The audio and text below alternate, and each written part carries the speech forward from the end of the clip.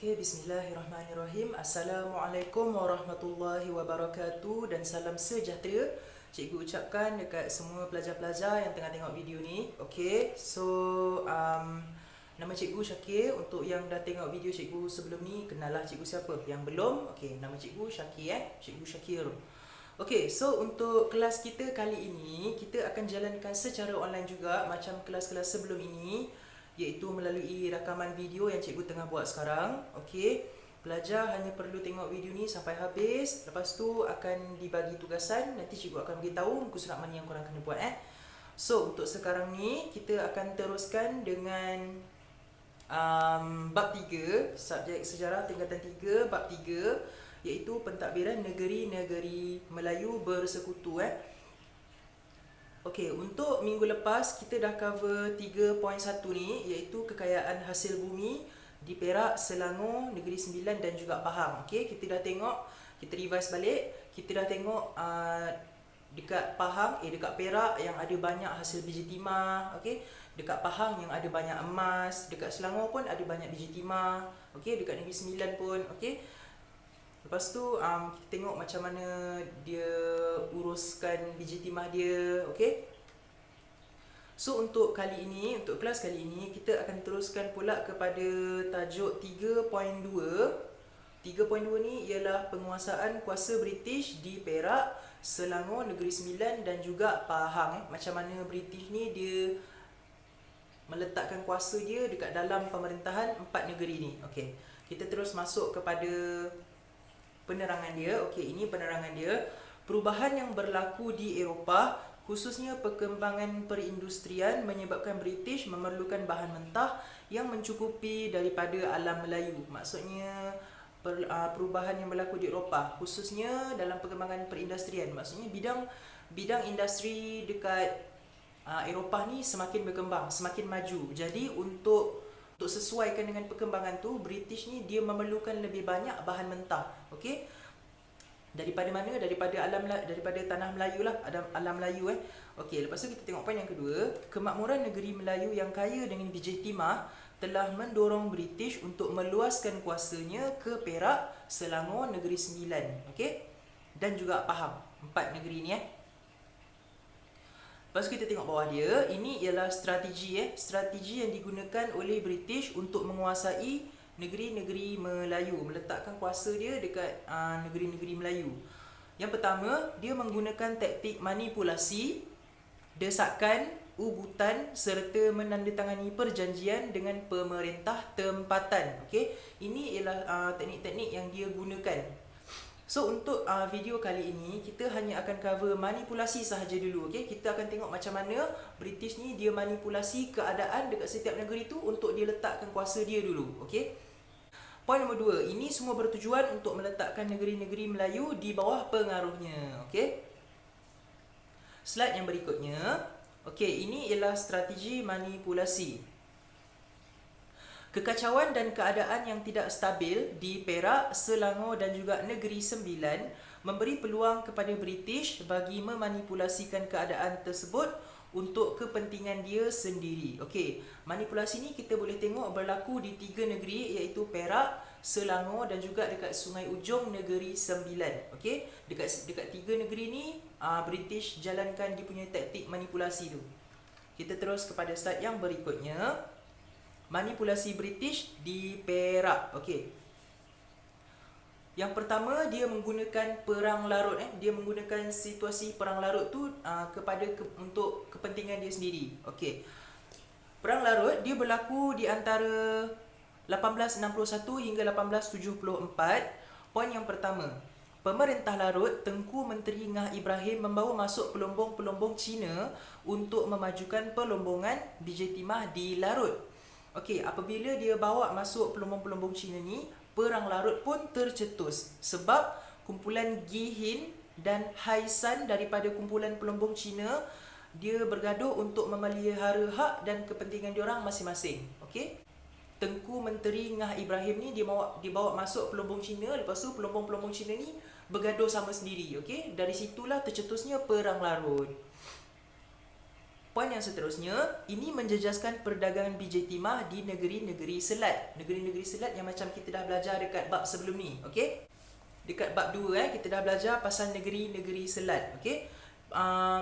Pergaduhan ni antara dua kumpulan ni dia juga turut menjejaskan perdagangan biji timah dekat negeri-negeri selat. Jadi apa yang berlaku, untuk melindungi pelaburan mereka dalam pelombongan biji timah, pelabur-pelabur Eropah ni dan juga pedagang daripada negeri-negeri selat ni, dia meminta British untuk campur tangan dekat Perak untuk dia selesaikan masalah pergaduhan perang larut tu, okey? Kita tengok slide yang berikutnya. Okey, ini ialah keadaan yang kedua di mana British ni dia ambil juga kesempatan daripada sini. So dekat Perak ni ada dua keadaan.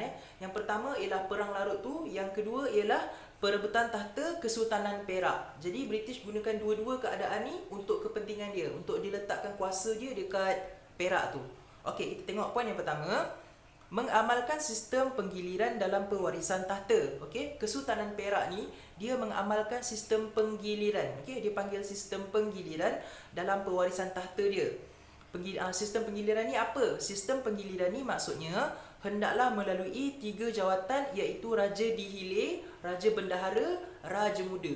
Baru dia boleh jadi sultan. Okey, so untuk jadi sultan tu diorang kena pegang 3 jawatan ni dulu. Okey, Dihile, Raja Bendahara, Raja Muda. Baru diorang boleh jadi sultan. Pada akhir abad ke-19 berlaku krisis apabila sistem yang diorang dah buat ni tidak diikuti.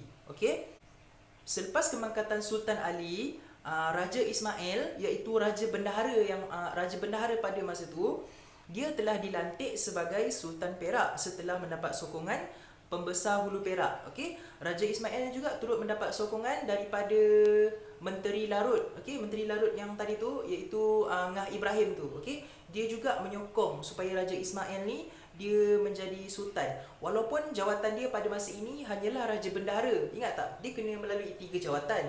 Raja Dihile, Raja Bendahara, Raja Muda, baru boleh jadi sultan. Tapi Raja Ismail ni dia baru jadi Raja Bendahara. Dia belum jadi Raja Muda lagi, okey? Tapi dia dah disokong untuk menjadi sultan. Lepas tu kita tengok poin seterusnya, Raja Yusof yang pada masa itu dia memegang jawatan Raja Dihile, menuntut hak selepas 2 kali dah dia diketepikan. Jadi dia tak puas hati, dia pun nak juga, betul tak? Lepas tu kita tengok yang seterusnya, Raja Abdullah. Raja Abdullah ni pada masa ini, pada masa Sultan Ali ni mangkat, dia memegang jawatan Raja Muda. So sepatutnya Raja Abdullah ni lah yang menjadi Sultan Perak yang seterusnya, betul tak? Tapi dia tidak dilantik menjadi Sultan Perak kerana dia tidak hadir pemakaman Sultan Ali tu, okey? Lepas tu Raja Abdullah ni dia menuntut hak dia pula apabila ada masalah keuangan dan desakan daripada pelabur Eropah dengan China tu, okey? Jadi dia pun apabila dia rasa dia ada hak dan dia dah terdesak, dia pun tuntut hak dia sebagai Sultan Perak, betul tak? Lepas tu kita tengok slide yang berikutnya. Okey, dekat sini kita tengok macam mana British ni dia manipulasi dua-dua keadaan ni untuk kepentingan dia. Okey, kita tengok. Andrew Clark mengambil peluang daripada kedua-dua peristiwa tersebut untuk melaksanakan manipulasi politik di Perak. Dia bertindak sebagai orang tengah untuk menamatkan kekacauan di Perak, okey? Dan yang terakhir, dalam pertemuan dengan pembesar-pembesar Perak serta ketua-ketua kumpulan pelombong Cina tu, Clark mengesahkan Raja Abdullah ni sebagai Sultan Perak serta menamatkan persengketaan pelombong Cina di Larut. Okey, akhirnya Andrew Clark ni dia melantik Raja Abdullah tu yang memang sepatutnya dia lah yang jadi sultan sebab dia dah pegang 3 jawatan tu, betul tak? Dia dah pegang Raja Dihile, dia dah pegang Raja Bendahara, dia dah pegang Raja Muda. Jadi dia lah yang sepatutnya jadi sultan. Jadi Andrew Clark ni pun lantik dia sebagai Sultan Perak yang seterusnya, okey? Itu untuk Perak. Sekarang ni kita tengok dekat Selangor pula, okey? Manipulasi British di Selangor. Kita tengok poin yang pertama. Semasa pemerintahan Sultan Abdul Samad pada tahun 1857 hingga 1898, tercetus pertelingkahan di kalangan kerabat diraja yang membawa kepada Perang Kelang, okey? Semuanya berlaku disebabkan pertelingkahan dalaman. Dalam kerajaan tu sendiri, British pun ambil peluang. Sama juga macam dekat Selangor. Okey, pertelingkahan di kalangan kerabat diraja tu sendiri yang akhirnya mencetuskan Perang Kelang. Okey, Perang Kelang ni dia melibatkan Raja Abdullah bin Jaafar dengan Raja Mahdi bin Raja Sulaiman. Okey, sekarang kita tengok macam mana dia boleh bertelingkah tu. Kita tengok dulu yang pertama, Raja Abdullah ni dia dapat hak untuk mentadbir Kelang daripada Sultan Abdul Samad. Okey, Sultan Abdul Samad ni dia bagi hak untuk memerintah Kelang ni dekat Raja Abdullah ni. Beliau ni maksudnya Raja Abdullah lah. Raja Abdullah berjaya memajukan Kelang sebagai pusat pengeluaran biji timah dengan membuka lombong biji timah dekat Ampang dan juga Kuala Lumpur. Okey, dia berjaya majukan daerah Kelang ni. Raja Abdullah ni juga dia turut mendapat sokongan kumpulan pelombong Haisan. Ingat tak yang pergaduhan antara dua pelombong Cina tu, Gihin dengan Haisan? Raja Abdullah ni dia mendapat sokongan daripada Haisan ni. Okey. Asalnya daerah Kelang itu ditadbir oleh ayahanda Raja Mahdi, okey, iaitu Raja Sulaiman. Okey. Kemajuan pelombongan biji timah yang ada dekat Kelang ni dia telah mendorong Raja Mahdi untuk menuntut haknya ke atas Kelang. Sebab Raja Mahdi ni tengok macam bagus pula pelombongan Kelang, pelombongan biji timah dekat Kelang ni. So dia pun macam nak tuntutlah hak dia, betul tak? Lepas tu Raja Mahdi ni dia disokong pula oleh kumpulan pelombong Cina yang Gihin tu, yang lagi satu. Okey. Jadi Raja Mahdi disokong oleh Gihin, Raja Abdullah disokong oleh Haisan. Okey. So diorang macam bergaduh lah, berebut untuk dapatkan pemerintahan ke atas Kelang. Lepas tu kita tengok macam mana British dimanipulasikan keadaan ni. Perang Kelang memberikan peluang kepada British untuk melaksanakan manipulasi politik lagi dengan memihak kepada raja dan pembesar Melayu yang boleh memberikan keuntungan ekonomi kepada mereka. Dia akan sokong orang yang dirasa-rasa boleh menang. Okey? Orang yang dirasa-rasa akan boleh bagi kepentingan dekat dia. Itu yang dia sokong. Dia sebenarnya sokong untuk kebaikan diri dia je. Dia bukan nak backup mana-mana pihak pun sebenarnya. Sebenarnya untuk diri dia sendiri je. Okey? Yang seterusnya, dengan harapan supaya Sultan Selangor menerima bantuan British, British pun telah memberikan bantuan ketenteraan kepada Tunku Kudin untuk menamatkan Perang Kelang ni. Okey? So ini cara dia manipulasikan keadaan dalam Selangor tu. Sekarang kita tengok pula dekat Negeri Sembilan. Okey, ini cara manipulasi British di Sungai Ujong dekat Negeri Sembilan. Okey, kita tengok poin yang pertama. Perbalahan di antara pembesar Melaka di daerah Sungai Ujong.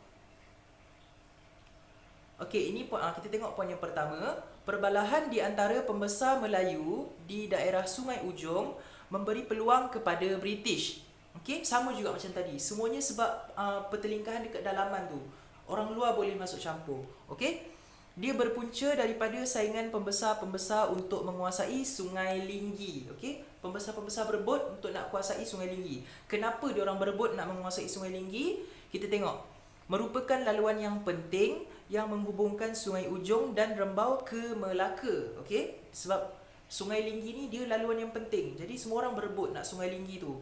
Yang kedua, penguasaan ke atas Sungai Linggi membolehkan pembesar mendapat hak memungut cukai ke atas pedagang yang membawa keluar biji timah ke pelabuhan Melaka yang melalui sungai ini. Okey?